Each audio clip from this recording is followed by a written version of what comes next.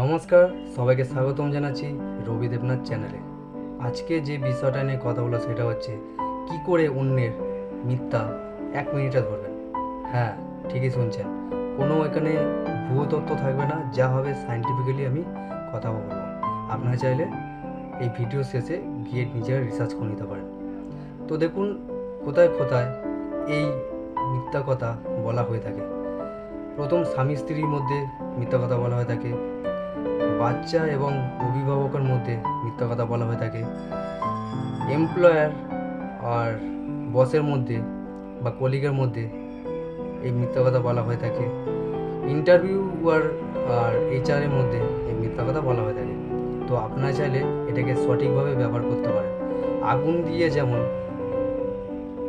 ঘর জ্বালানো যায়, আগুন দিয়ে তেমন রান্নাও করানো যায়। তো চেষ্টা করবেন এই টুলটাকে সঠিক দিকে ব্যবহার করার। তো দেখুন, টপিকে ফিরে আসি। আমাদের ব্রেনে দুটো পার্ট থাকে, একটা হচ্ছে লেফট, একটা হচ্ছে রাইট। লেফট পার্ট কি? লেফট পার্ট হচ্ছে আমাদের মেমোরির সাথে রিলেটেড, আর রাইট পার্ট হচ্ছে আমাদের ক্রিয়েটিভিটির সাথে রিলেটেড।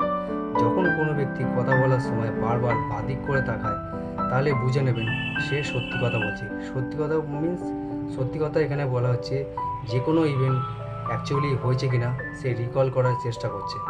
তাহলে যখনই কোনো ব্যক্তি বাদিক করে কথা বলবে, মানে বাদিক করে তাকিয়ে কথা বলবে, তাহলে বুঝে নেবেন সে সত্যি কথা বলছে। আর যখন কোনো ব্যক্তি ডান দিক করে কথা বলার চেষ্টা করছে বা বারবার ডান দিকে লাগাচ্ছে, তাহলে বুঝে নেবেন সে মিথ্যা কথা বলছে। সে কিছু ক্রিয়েট করার চেষ্টা করছে, কিছু ইমাজিন করার চেষ্টা করছে, কিছু আইডিয়া করার চেষ্টা করছে। তো দেখুন, হয়তো এইটা 100% কার্যকরী হবে না, তবে 60 থেকে 70% এটা কার্যকরী হবে।